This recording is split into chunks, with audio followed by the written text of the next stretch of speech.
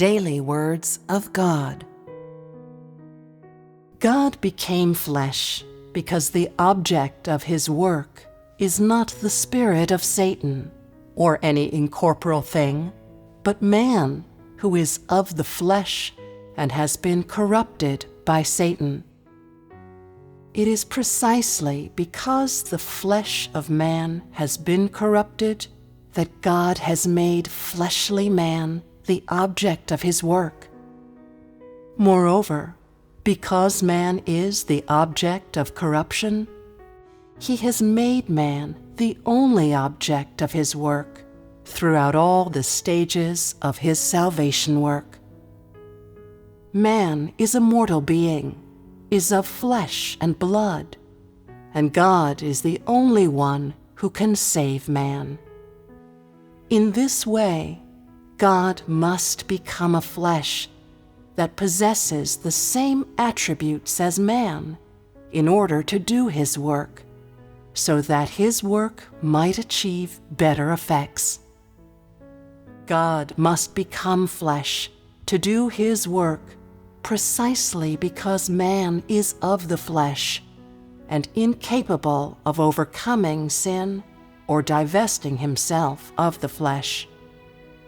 Though the substance and identity of God incarnate differ greatly from the substance and identity of man, yet his appearance is identical to that of man. He has the appearance of a normal person and leads the life of a normal person, and those who see him can discern no difference to a normal person. This normal appearance and normal humanity are sufficient for him to do his divine work in normal humanity.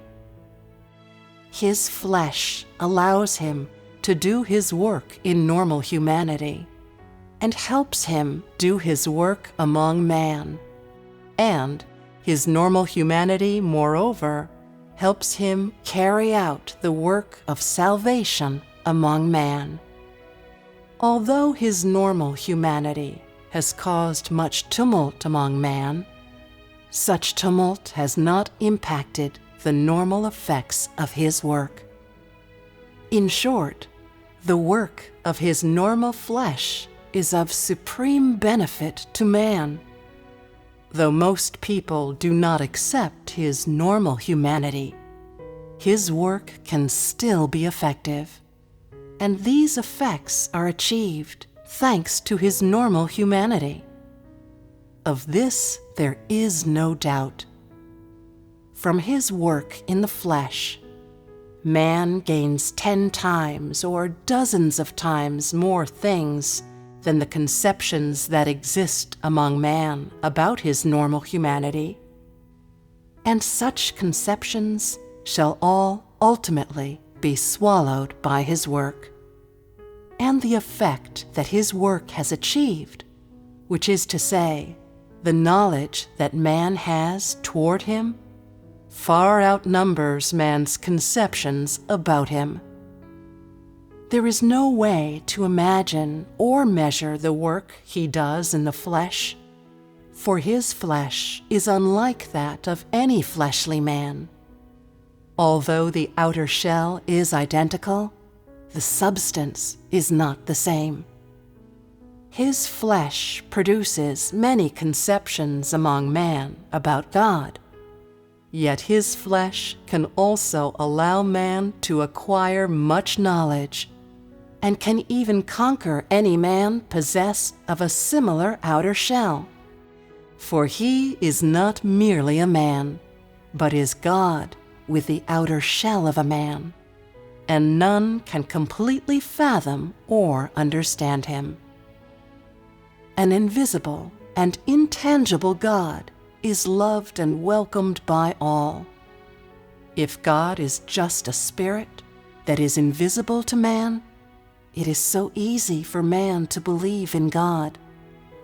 Man can give free rein to his imagination, can choose whatever image he likes as God's image to please himself and make himself feel happy.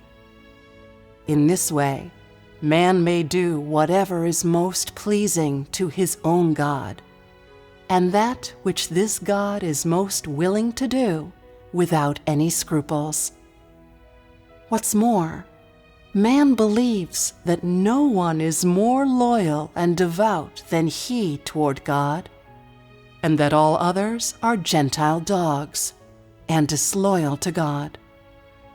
It can be said that this is what is sought by those whose belief in God is vague and based on doctrine. What they seek is all much the same, with little variation. It is merely that the images of God in their imaginations are different, yet their substance is actually the same.